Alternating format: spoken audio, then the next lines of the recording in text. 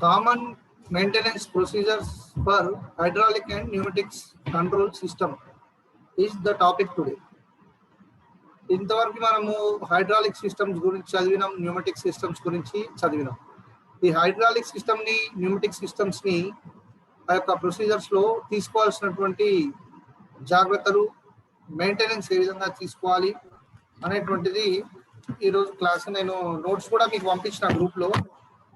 So I have prepared notes like this. I will share the screenshots also. Okay.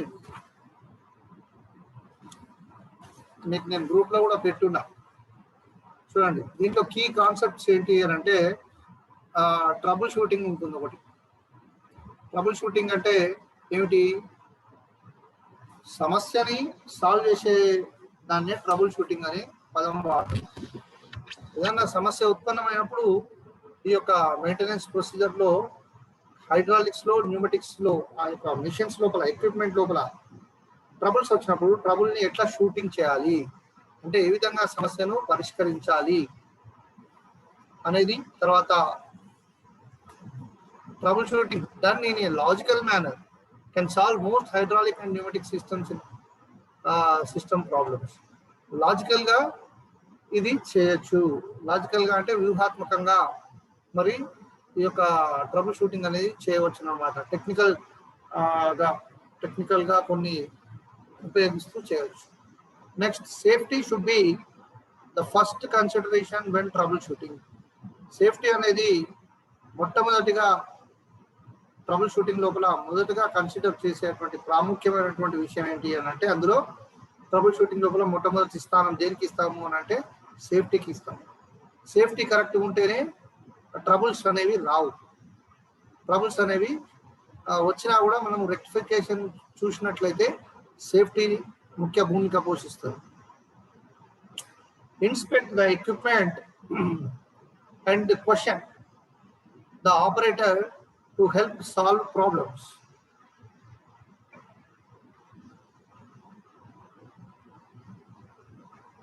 ఏమంటున్నాడు ఇక? Inspection కూడా అవసరం. రెగ్యులర్గా దాన్ని చెకప్ చేస్తుండాలి. ఒక ఎక్విప్మెంట్, ఏదైనా మిషన్ ఖచ్చితంగా లాంగ్ డ్యూరబిలిటీలో, లాంగ్ స్టాండింగ్లో వర్క్ చేయాలి అంటే కనుక దాన్ని తరచుగా మనము ఇన్స్పెక్షన్ చేస్తుండాలి. దాని సౌండ్ మారింది అనుకోండి, మరి ఈ విధమైనటువంటి సౌండ్ ఎందుకు వస్తుంది, ఈ యొక్క మిషన్ లోపల లోపం ఏమిటి అనేటువంటిది గమనించి మరి మనం దానికి సంబంధించిన రెక్టిఫికేషన్ ఏ విధంగా చేయాలో చూసుకొని, మాన్యువల్ మన ఆ యొక్క మిషన్ యొక్క యూజర్ మాన్యువల్లో ఉండొచ్చు, లేదా మనం మనం చదువుకున్న దాంట్లో ఉండొచ్చు.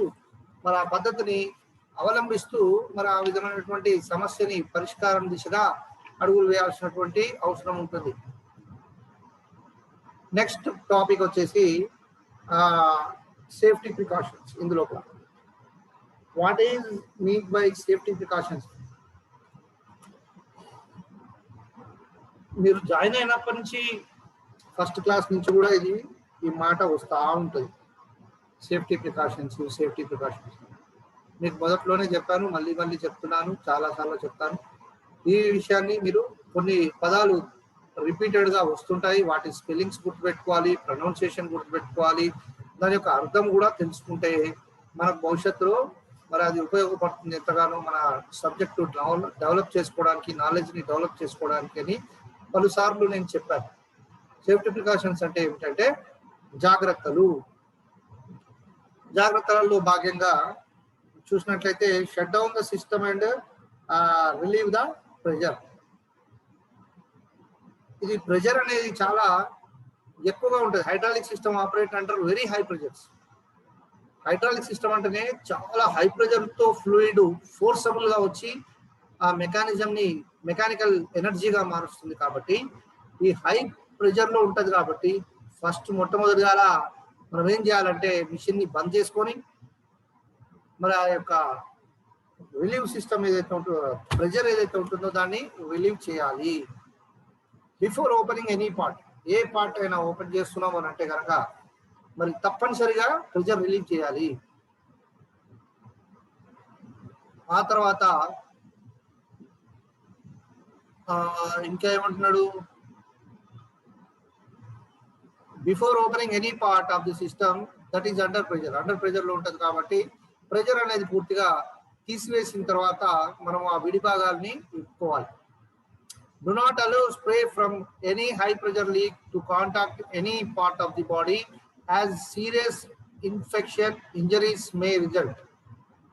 ఈ యొక్క స్ప్రే సిస్టమ్ ఉంటుంది. ఆ స్ప్రేని మనం ఎక్కడ పడితే అక్కడ హై ప్రెషర్స్ లో లీక్ అయ్యేటప్పుడు మరి అది ఆ స్ప్రేని కనుక యూజ్ చేసినట్లయితే మరి ప్రాణాంతకమైనటువంటి వాయువులు వెలువడి మరి చాలా మరి ప్రమాదం జరగడానికి ఆస్కారం ఉంటుంది. కాబట్టి జాగ్రత్త వహించాలి. ఇంకా ఏంటంటే ఇంకో పాయింట్ చూస్తే సేఫ్టీ ప్రికాషన్స్ లోపల pumps, valves, Motors, maybe heat system continuous గా నడవడం వల్ల ఈ యొక్క పంప్స్ కానీ, వాల్వ్స్ కానీ, మోటార్స్ కానీ బాగా హీట్ ఎక్కుతాయి. కాబట్టి వాటిని రెగ్యులర్ గా చెక్ చేస్తూ ఉండాలి.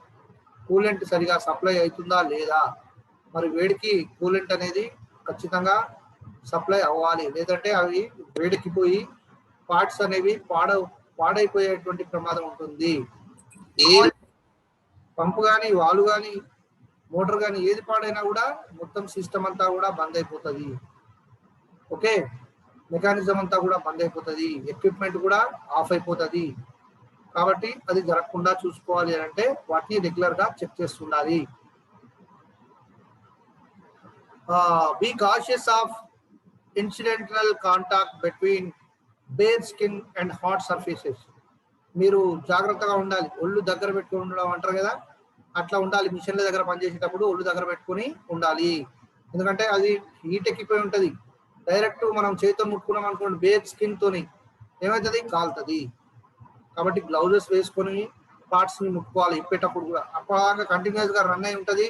ఏదో ఒక విడిభాగం ఇప్పాలని చెప్పి నువ్వు తొందరలో ప్రెజర్ రిలీవ్ చేసినా కూడా మరి అది ఇంకా వస్తువులు వేడిగా ఉంటాయి. అది చూసుకోకుండా నువ్వు ముట్టుకున్నావు అనుకో, లేదా చర్మం తగిలింది అనుకో, దానికి చర్మము తోలు ఊసిపోయేటువంటి అవకాశం ఉంటుంది. కాబట్టి వేడి వస్తువుల్ని డైరెక్ట్ గా మనము తాకరాదు. Keep hands and clothing away from moving parts of the system. చేతుల్ని తర్వాత మన యొక్క లూజ్ బట్టలు వేసుకొని ఆ యొక్క మెకానికల్ సిస్టమ్ దగ్గర మనం పనిచేసేటప్పుడు చాలా జాగ్రత్తగా ఉండాలి. ఆ యొక్క దుస్తులు అందులో చిక్కుకొని ప్రమాదం జరగడానికి కూడా ఆస్కారం ఉంటుంది. కాబట్టి మరి ఆ మిషన్ల వద్ద మనము ఇలాంటివి మనము చేయకూడదు.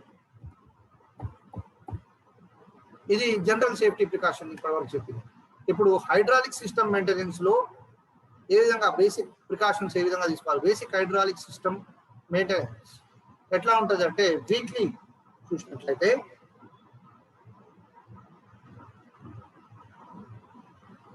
వీక్లీ స్టేటస్ లో చూసినట్లయితే check the systems performance and general condition. వారానికి ఒకసారి దాని యొక్క సిస్టమ్ పర్ఫార్మెన్స్ ఏ విధంగా ఉంది, నార్మల్ గానే ఉందా, ఏమైనా అబ్నార్మల్ గా బిహేవ్ చేస్తుందా సిస్టమ్ అనేది, ఎక్విప్మెంట్ అనేది ఏమైనా ఎట్లా ఉంది అనేటువంటిది ఒకసారి సరి చూసుకోవాలి వారానికి ఒకసారి. At the same time general condition కూడా చెక్ చేయాలి. తర్వాత check the oil level in the reservoir is correct on the sight glass. Glass మీద ఇండికేటర్ ఉంటుంది, ఆయిల్ లెవెల్ చూపించేటువంటిది. ఒకవేళ లో అయితే కనుక లో అని, మీడియం అయితే మీడియం అని, హై అయితే ఉండాల్సినంత ఉండాలనుకుంటే హై అని చూపిస్తుంది. మరి ఆ లెవెల్ ని ప్రతి వారం చెక్ చేసుకోవాలి. ఆయిల్ కనుక తక్కువైందంటే కూలెంట్ అనేది సప్లై కానట్టే. సప్లై కాకపోతే ఏం జరుగుతుంది, అక్కడ మరి పార్ట్స్ అనేవి హీట్ అయిపోయి మిషన్ రన్ అవ్వకుండా షట్ డౌన్ అయిపోతుంది. కాబట్టి అలా జరగకుండా ఉండాలంటే we have to check the oil levels frequently for every week. ప్రతి వారం కూడా చెక్ చేయాలి. Hydraulic cylinder should be fully reacted when doing this, retracted when doing this. అంటే ఏంటి, ఇది చేసేటప్పుడు ఆ హైడ్రాలిక్ సిలిండర్ అనేది ఫుల్ గా రీట్రాకింగ్ చేసి చేయాలి. Check the oil colours as compared to the sample of new oil. ఒక కొత్త ఆయిల్ మన దగ్గర పెట్టుకొని దాని కలరు దీని కలర్తో సరిపూడ్చుకొని చూడాలి. ఎందుకు అనంటే ఏ విధంగా మారుతుంది. ఒకవేళ మన ఇంజన్ ఆయిల్ కనుక ఏదైనా ఫాల్ట్ ఉంటే, మనకు బైక్ నడుపుతుంటాం కదా, బైక్ లో ఇంజన్ ఆయిల్ ఫాల్ట్ ఉంటే ఏమవుతుంది, నల్లగా అయిపోతుంది. మనం పోసినప్పుడు ఉన్న కలర్ ఉండదు. ఎందుకు? డ్యూ టు ద అంటే మెయింటెనెన్స్ సరిగా లేకపోతే విడి భాగాల మీద ఉన్నటువంటి ప్రభావం ఆయిల్ మీద పడినట్లయితే మరి అది కనుక అది ఎట్లయిపోతుంది? నల్లగా అయిపోతుంది. కాబట్టి ఆయిల్ కలర్ కూడా మనం చెక్ చేసుకోవాలి. మంచి ఆయిల్ మన చేతిలో పట్టుకొని, ఫ్రెష్ ఆయిల్, న్యూ ఆయిల్ మన చేతిలో శాంపిల్ లాగా తీసుకొని ఆల్రెడీ యూజ్ చేసినటువంటి ఆయిల్ని కంపేర్ చేయాలి. ఏ విధంగా మారుతుంది, రంగు ఏమైనా చేంజ్ అవుతుందా? రంగు చేంజ్ అవుతుందంటే కూడా సిస్టంలో ప్రాబ్లం ఉంది అనేటువంటి విషయాన్ని మనము గుర్తుపెట్టుకోవాలి. Next, check reservoir cover. Reservoir మీద కవర్ ఉందా లేదా? Solenoids and pipe connections for leaks and tighten as required. ఈ యొక్క రిజర్వాయర్ యొక్క కవర్ను, తర్వాత ఈ సాలినాయిడ్స్ వాల్వ్స్ అని ఉంటాయి, ఆ వాల్వ్స్ ని, ఆ పైప్ కనెక్షన్స్ అన్ని కూడా లీకేజ్లు ఉన్నాయా, మరి టైట్ గా బిగించబడి ఉన్నాయా లేదా అనేది ప్రతి వారము చెక్ చేయాలి. వారానికి ఒకసారి చేయాల్సినటువంటి విషయాలు మనం చదువుతున్నాం హైడ్రాలిక్స్ లోపల. న్యూమెటిక్స్ పోలే ఇంకా. Check the indicator on filters and replace. Check the indicator on filters and replace elements if required. Filter మీద ఉన్నటువంటి ఇండికేటర్స్ చెక్ చేసుకోవాలి. అవసరమైతే ఏవైనా ఎలిమెంట్స్, ఏవైనా స్పేర్ పార్ట్స్ మార్చవలసి వస్తే కనుక మార్చుకోవాల్సి ఉంటుంది. When replacing elements, inspect for tail signs of impending unit failure. అంటే ఫర్ ఎగ్జాంపుల్ మెటల్ పార్టికల్స్ ఏమైనా కనుక దాని లోపల వచ్చినట్టయితే ఈ యొక్క ఎలిమెంట్స్ మార్చేటప్పుడు ఆ యొక్క టేల్ సైన్స్ ని చూసుకొని మరి ఇంపెండింగ్ యూనిట్ ఫెయిల్యూర్ ఏ విధంగా జరిగింది అనేటువంటిది మనము అంచనా వేసుకొని చూసుకోవాల్సినటువంటి అవసరం ఉంటుంది. Inspect relief valve lakhs, checking for unauthorised tampering. ఈ యొక్క రిలీఫ్ వాల్వ్ లాక్స్ అనేవి కూడా చాలా జాగ్రత్తగా చూసుకోవాలి. ఏమైనా అనాథరైజ్డ్ ట్యాంపరింగ్ జరుగుతుందా అనేటువంటిది కూడా చెక్ చేసుకోవాలి. ఇది వారానికి చేసేటువంటిది హైడ్రాలిక్స్ లో. Check accumulator precharge. అక్యుములేటర్స్ అనేవి రీఛార్జ్ అవుతున్నాయా లేదా, ఎక్కడ బిగించబడి ఉన్నాయి, రీఛార్జింగ్ అవుతున్నాయా లేవా అనేటువంటిది సరి చూసుకోవాలి వారానికి ఒకసారి. తర్వాత ఎవ్రీ వీక్ తర్వాత మళ్ళీ దీంట్లో మంత్లీ సిస్టమ్స్ అనేవి ఏవి ఉండవు. తర్వాత మళ్ళీ సంవత్సరానికి ఒకసారి చెక్ చేయాలి. లేదా ఎవ్రీ 3000 ఆపరేషన్ అవర్స్, అంటే 3000 గంటలు మిషన్ కనుక నడిచినట్లయితే, అంటే కొంతమంది 8 అవర్స్ నడుపుతారు రోజుకి, దాన్ని బట్టి చూస్తే సంవత్సరానికి 3000 గంటలు అయితేయో కావు. డైలీ 8 అవర్స్ అంటే 365 డేస్ కదా మనకు సంవత్సరానికి. ఏంటి 324, తర్వాత అప్రాక్సిమేట్లీ 3000 ఆపరేషన్ అవర్స్ వస్తాయి. అట్లనే క్యాలిక్యులేట్ చేసి 3000 అవర్స్ అని పెట్టి 3000 అవర్స్ కొంతమంది రోజుకు 16 గంటలు పనిచేస్తారు. అంటే 6 నెలలకే 3000 గంటలు వచ్చేస్తాయి. అంటే ఏంది, 3000 గంటలకు ఒకసారి తప్పకుండా మరి చేయాల్సినటువంటి కొన్ని పనులు ఉంటాయి. లైక్ ఏ బైక్ సర్వీసింగ్. బైక్ సర్వీసింగ్ కూడా 10,000 kilometres are 1 year, which ever earlier అని పెడతాడు. సంవత్సరంలో నువ్వు 10,000 కిలోమీటర్లు అన్నా తిరుగు, నువ్వు అది 3 నెలలైనా తిరగవచ్చు. జమ్మూ కాశ్మీర్ పోవచ్చు, నీకు బాగా కుషాలు ఎక్కువై బండి మీద పోవాలన్నా, నాకు బైక్ రైడింగ్ ఇష్టం అని మీరు జమ్మూ కాశ్మీర్ పోయేస్తే నీకు 2000 కిలోమీటర్లు ఉంటుంది. అది 4,000 వస్తుంది. అప్పటి నువ్వు ఆడికి 4,000 ఖతం అవుతాయి. అట్లా నువ్వు ఒక నెల 2 నెలలనే 10,000 కిలోమీటర్లు తిరిగినావు అనుకో, అయినా కూడా సర్వీసింగ్ చేయించాలి. నెంబర్ ఆఫ్ కిలోమీటర్స్ బట్టి బైక్ ఏ విధంగా సర్వీస్ చేస్తామో మరి ఈ యొక్క హైడ్రాలిక్ మిషన్స్ కూడా ఎవ్రీ 3000 ఆపరేటింగ్ అవర్స్, అంటే పని చేసేటువంటి గంటలు 30,000 గంటలు 3,000 గంటలు దాటిన వెంటనే చేయాల్సినటువంటి సర్వీసింగ్ ఏంటి అంటే check all mounting bolts for tightness. Bolts అన్ని టైట్ గా ఉన్నాయా లేవా చెక్ చేసుకోవాలి. వదులుగా అయినట్లయితే కనుక వైబ్రేషన్స్ వస్తాయి, మరి పర్ఫార్మెన్స్ అనేది తగ్గిపోతుంది. కాబట్టి అలా జరగకుండా చూసుకోవాలి. ఎలాగో మనం వీక్లీ మెయింటెనెన్స్ చేస్తున్నాం కాబట్టి సంవత్సరానికి అవి జాగ్రత్తగానే ఉంటాయి. ఫిర్వి మరి ఏమైనా సమస్య ఉందా లేదా చూసుకోవాలి. Remove coupling guards from pump motor and check flexible couplings for wear. Replace the rubber sleeve if necessary. ఈ కప్లింగ్ గార్డ్స్ అనేవి రిమూవ్ చేసి పంప్ నుంచి మరి ఆ యొక్క ఫ్లెక్సిబుల్ కప్లింగ్స్ ఏమైనా అరిగిపోయాయా, ఏ విధంగా ఉన్నాయి దాని కండిషన్ అనేది చెక్ చేసుకోవాలి. అరిగిపోయినట్లయితే మార్చుకోవాలి. అలాగే replace the rubber sleeve if necessary, అవసరమైతే కనుక రబ్బర్ స్లీవ్ ని మరి మార్చుకోవాల్సినటువంటి అవసరం ఉంటుంది.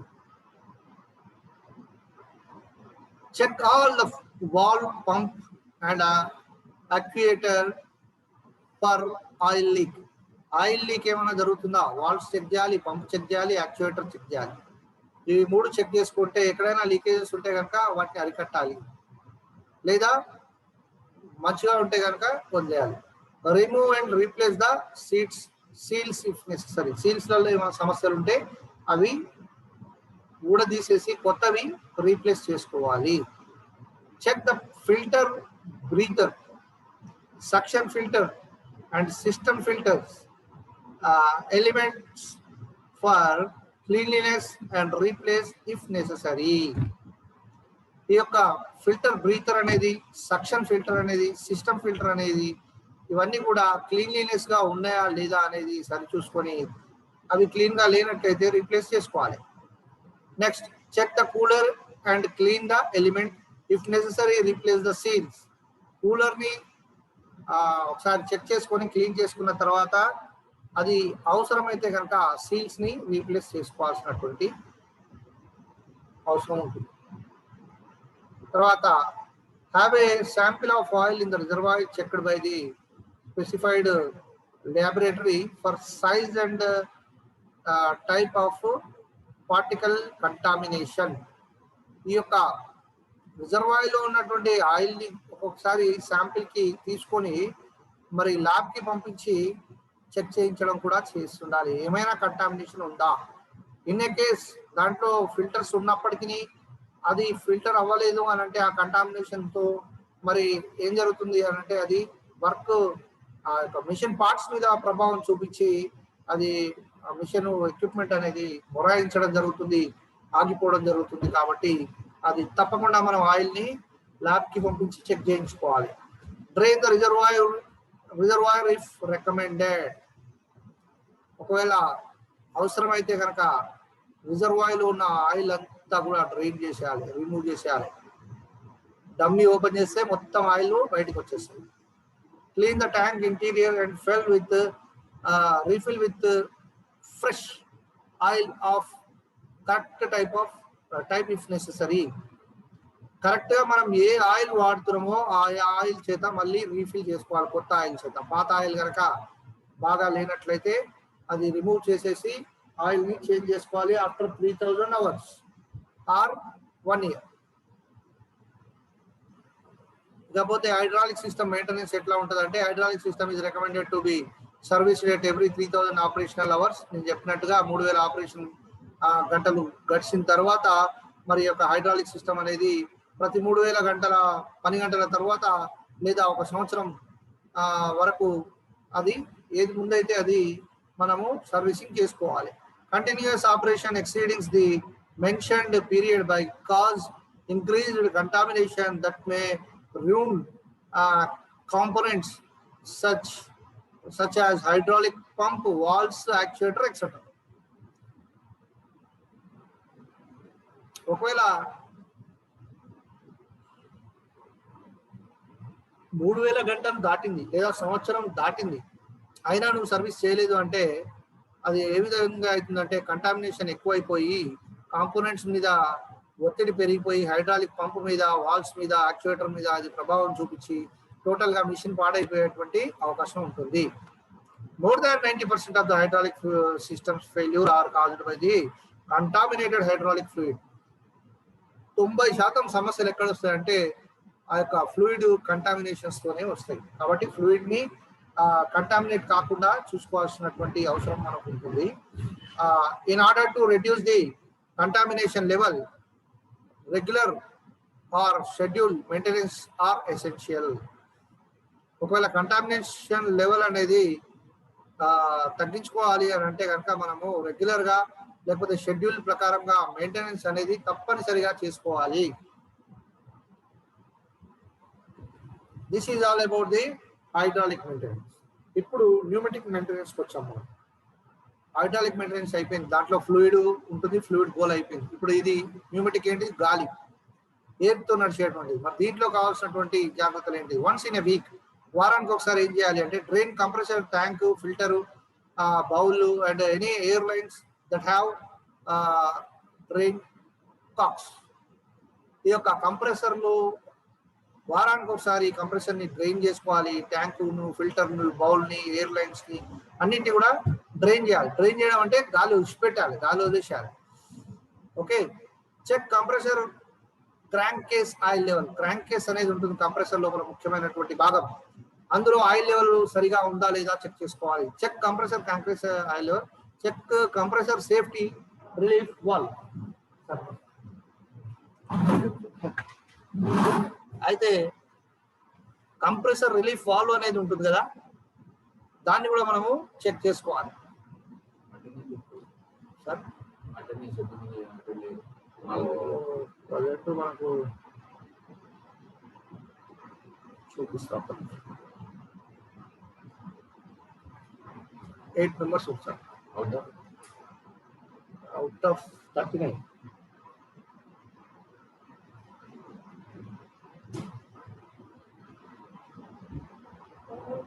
రెండు బ్యాచ్ వీళ్ళు అవుట్ గోయింగ్ బ్యాచ్ ఈ నెల 31st అయిపోతుంది. ఈరోజు చెప్పు, ఈరోజు 39 కదా, 39లో 8 members ప్రెసెంట్, 2 బ్యాచ్లు కలిపి. అవును సార్. ఇంతకుముందు కూడా తక్కువనే వచ్చేసాం. రోజు ఇంప్రూవ్ కావాలి కదా. అవునవును. ప్రాక్టికల్ అన్నారు సార్, 6 members ఉండే లాస్ట్ క్లాస్ ప్రాక్టికల్. మీద సెలెక్ట్ ఇది మన డీటెయిల్స్ చెప్తామని చెప్పు. సెలెక్టెడ్ వాళ్ళకి చెప్తావా, ప్రాక్టికల్ వచ్చే వాళ్ళకి చెప్తావా, ఆన్లైన్ వాళ్ళకి చెప్తావా? కఠినది ఇన్ఫర్మేషన్ ఇవ్వాలి. ప్రాక్టికల్కి ఈరోజు రాలేదు సార్ ఎవరు కూడా, ఎందుకని క్లాస్కి రాలేదు. చెప్తున్నా, కమ్యూనికేట్ చేస్తున్నా. ఇన్ఫర్మేషన్ లేటెస్ట్ స్టేటస్ ఉంది రాలేదు. స్టేటస్ ఉంది కానీ ఇది వీళ్ళు ఆన్ జాబ్ ట్రైనింగ్ లో ఉంది ఫస్ట్. ఆడికెళ్ళి వాళ్ళు మేధాకి ఇంటర్వ్యూకి వెళ్ళాం. మన 5th నుంచి జాయిన్ అయ్యారు చెప్పాలి కదా, క్లియర్గా 5th నుంచి జాయిన్ అయ్యారు. క్యాంపస్ ప్లేస్మెంట్స్ వాళ్ళు 10 మంది మిగతా వాళ్ళు రావాలి. మనం ఏం చేస్తున్నాం, ఎక్సర్సైజెస్ అంటే ఫోన్ చేసి ఓపెన్ అయ్యి 10 days అయింది. 10 days మనం ఏం చేస్తున్నాం, ఓపెన్ అంటే చెప్పగలిగినామా? అదే కదా స్టాండర్డ్స్ చూడాల్సి. ఓపెన్ చేసుకుని చెప్తున్నా సార్, కమ్యూనికేట్ చేస్తున్నా. లాస్ట్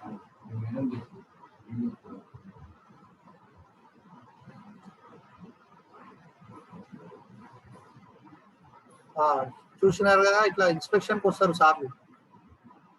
సార్ ఇన్స్పెక్షన్కి వచ్చి ఇప్పుడు 8 మంది ప్రజెంట్ ఉన్నారు 39 మందిలా. కొంతమంది మేధాకు సెలెక్ట్ అయ్యారు. వింటున్నారా బాబు? మరి ఆ మేధాకు సెలెక్ట్ అయిన వాళ్ళు కాకుండా మిగతా వాళ్ళు క్లాస్కి రావాలేదా? 50% ప్రాక్టికల్ అని చెప్పినానే. 50% అంటే 39 మందిలో 20 మంది రావాలి కదా. అందులో కొంతమంది ఇప్పుడు ఆన్లైన్ క్లాసులు, కొంతమంది మేధాకి, ఆజాదు, ఇంజనీరింగ్ కొంతమంది సెలెక్ట్ అయినారు అనుకో. మిగతా వాళ్ళ సంగతి ఏంద్రా బాబు? చూసినారు కదా, ఇప్పుడు మీ ముందే ఇన్స్పెక్షన్ అయింది కదా. ఇప్పుడు అన్ని క్లాసులకు పోయింది ఇప్పుడు సార్ కూడా. మిగతా వాళ్ళని కూడా ఇన్స్పెక్ట్ చేస్తుంది. ఇట్లాంటి పరిస్థితి ఉత్పన్నం కావద్దని నేను మొదటి నుంచి చెప్తున్నా. రేపటి నుంచి కనుక మీరు 50% అటెండెన్స్లో రాకపోతే తీసేస్తా. సార్కి రిపోర్ట్ ఇచ్చేసి, సార్ ఇప్పుడు డిస్ట్రిక్ట్ కన్వీనర్ వచ్చింది. సార్ డిస్ట్రిక్ట్ కన్వీనర్ వచ్చిండు, కాలేజ్ ప్రిన్సిపాల్, ఆయన రిపోర్ట్ రాసుకొని పోయిండు. ఇప్పుడు ఏమవుతుంది అంటే మీ అటెండెన్స్ ఆటోమేటిక్గా డిడక్ట్ అయిపోతుంది. 80% అటెండెన్స్ లేకపోతే ఎగ్జామ్ రాయాలి. సెకండ్ ఇయర్ ఎగ్జామ్స్ రాయకుండా అయిపోతుంది. కాబట్టి ఇలాంటివి జరగకుండా చూసుకోవాలి. మీ లైఫ్ మీ బాధ్యత. నేనేం చేయలేను. నేను ఒక్కడొచ్చినా రాపిస్తా పరీక్ష. నా వంతుగా నేను ఏం చేస్తున్నా సార్ అడిగిండు, నువ్వేం చేస్తున్నావు అన్నాడు. నేను చెప్తున్నా సార్ అన్నా. చెప్తున్నా కానీ మీరు రావట్లేదు కదా, మరి ఏం చేద్దాం? ఫలితం అనుభవిస్తారు అంతే ఇక. Okay, basic pneumatic system maintenance once in a week బ్రెయిన్ చేయాలని చెప్పిన. Check compressor crank case oil levels check చేయాలి. Check compressor safety relief valve యొక్క ఏ విధంగా ఉంది కంప్రెసర్ కి అనేది అదొక చెక్ చేయాలి. నెలకు ఒకసారి ఏం చేయాలి, మళ్ళీ వన్స్ ఇన్ ఏ మంత్ అని అడుగుతారు. నెలకు ఒకసారి, ఇదేమో వారానికి ఒకసారి చేసేది. నెలకు ఒకసారి inspect the discharge air filter ని ఇన్స్పెక్ట్ చేయాలి, ఏ విధంగా ఉంది, అది ప్రాపర్ గా వర్క్ చేస్తుందా లేదా. Check pressure reducing valve setting correct గా ఉందా లేదా చెక్ చేసుకోవాలి. తర్వాత మరి ఎవ్రీ 3 months ఒకసారి change the crank case oil change చేయాలి. ఆయిల్ ది కంప్రెసర్ మోటార్స్ కి ఆయిల్ వేయాలి. Next check compressor pressure switches ని చెక్ చేసుకోవాలి. తర్వాత వన్స్ ఇన్ ఎవ్రీ 6 months 6 నెలలకు ఒకసారి ఏం చేయాలి అంటే check for moisture, oil and dirt in air lines. Moisture, తర్వాత ఆయిల్, డర్ట్ అంటే ఏంటి అంటే మలినాలు. ఈ మలినాలు ఏ విధంగా ఉన్నాయి అనేటువంటిది దీంట్లో మనం చెక్ చేసుకోవాలి. ఎందుకంటే ఈ ఎయిర్ సిస్టంలో, న్యూమాటిక్ సిస్టంలో కనుక అది డర్ట్ అనేది ఫామ్ అయిందంటే, మాయిశ్చర్ అనేది ఫామ్ అయిందంటే it will not work. Pneumatic system correct గా పనిచేయదు, ఎక్విప్మెంట్ ఆగిపోతుంది. సో అది జాగ్రత్తగా చూసుకోవాలి ఎవ్రీ 6 months కి. తర్వాత clean the intake air filter, felt and screen types. Felt మరియు స్క్రీన్ టైప్ ఇంటేక్ ఫిల్టర్స్ ఏవైతే ఉంటున్నాయో అవి 6 నెలలకు ఒకసారి క్లీన్ చేయాలి. చెక్ ద కంప్రెసర్ బెల్ట్ ని చెక్ చేసుకోవాలి. బెల్ట్ లూజ్ అయిందా, ఒకవేళ లూజ్ అయినా కూడా ప్రాబ్లమ్, టైట్ అయినా కూడా ప్రాబ్లం. కరెక్ట్ గా ఉండాలి, బెల్ట్ టెన్షన్ అనేది కరెక్ట్ గా ఉండాలి, అది చూసుకోవాలి. Check the pressure relief valves ని చెక్ చేసుకోవాలి, అవి కరెక్ట్ గా ఉన్నాయా లేవా, పాడైనాయి అంటే మార్చేసేయాలి. Next check calibration operation nozzles and restrictors of transmit, temperature controllers, pressure controllers, thermostats and humidity stats. ఇవన్నీ కూడా చెకింగ్ చేసుకోవాలి మనం. Calibrations, operations, nozzles, restrictors, transmit, temperature controllers, pressure controllers, thermostats along with humidity stats, ఇవన్నీ కూడా మనము check చేసుకోవాల్సినటువంటి అవసరం ఉంటుంది. Next check piping of pressure transmitter and controllers. Pressure transmitters తర్వాత కంట్రోలర్స్ యొక్క పైపింగ్ ఏ విధంగా ఉంది, కరెక్ట్ గా ఉందా లేదా, లీకేజెస్ ఉన్నాయా అనేటువంటిది కూడా చూసుకోవాలి. Clean elements and humidity stats, elements ని మరియు హ్యూమిడిటీ స్టాట్స్ ని క్లీన్ చేసుకోవాలి. చివరిగా సంవత్సరానికి ఒకసారి ఏం చేయాలంటే replace cartridge type intake air filters. Intake air filters లో క్యాట్రిడ్జ్ ని రీప్లేస్ చేసుకోవాలి. Check calibration of receiver controls యొక్క క్యాలిబ్రేషన్ ఏ విధంగా ఉంది చెక్ చేసుకోవాలి. Check valves for tight close off, valves అన్ని కూడా టైట్ గా క్లోజ్ ఆఫ్ లో ఉన్నాయా లేదా. వాల్స్ లో ఎక్కడైనా లీకేజ్ ఉంటే కూడా దాని యొక్క ఎఫిషియన్సీ తగ్గిపోతుంది, ఎనర్జెటికల్ గా వర్క్ చేయదు, న్యూమాటిక్ సిస్టమ్ ఫెయిల్ అవుతుంది. కాబట్టి we have to check it. ఈ యొక్క వారానికి ఒకసారి, 3 నెలలకు ఒకసారి, 6 నెలలకు ఒకసారి, సంవత్సరానికి ఒకసారి తీసుకోవాల్సినటువంటి జాగ్రత్తలు కరెక్ట్ గా తీసుకుంటే సమస్యలు ఉత్పన్నం కావు. That's all for the class today and switch on your videos.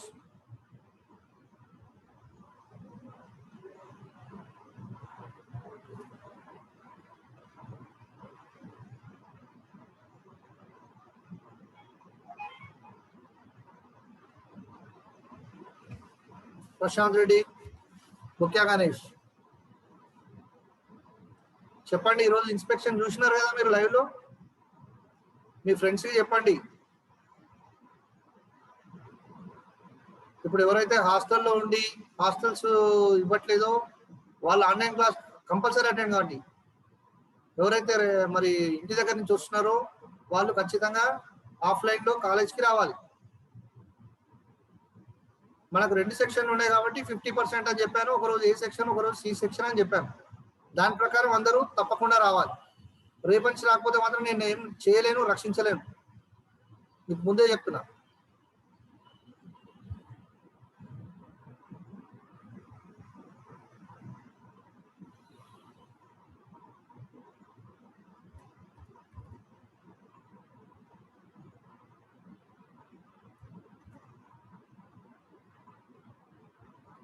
First year exam రాసినాం కదా, సెకండ్ ఇయర్ ఎట్లాగో రాస్తాము, మాకేం కాదు అని అనుకుంటే కనుక మీకు ఏం కావాలో అది అవుతుంది. తీవ్రంగా నష్టపోతారు. ఒక అకాడమిక్ ఇయర్ కాదు, 2 academic years. First year pass అయిన ఒక సర్టిఫికేట్ పెట్టుకొని, ఫస్ట్ ఇయర్ పాస్ సర్టిఫికేట్ పెట్టుకుని ఉద్యోగం ఇస్తారు ఎవడన్నా? ఇయర్ కదా. 2 సంవత్సరాలు కంప్లీట్ అయితేనే మీకు సర్టిఫికేట్ వస్తేనే మీరు పరిపూర్ణంగా ఉద్యోగులుగా గుర్తింపబడతారు. కాబట్టి జాగ్రత్త ఉండండి. మిగతా వాళ్ళకు కూడా హెచ్చరించండి. నేను ఇప్పుడు గ్రూప్ లో కూడా పెడతాను. రైట్.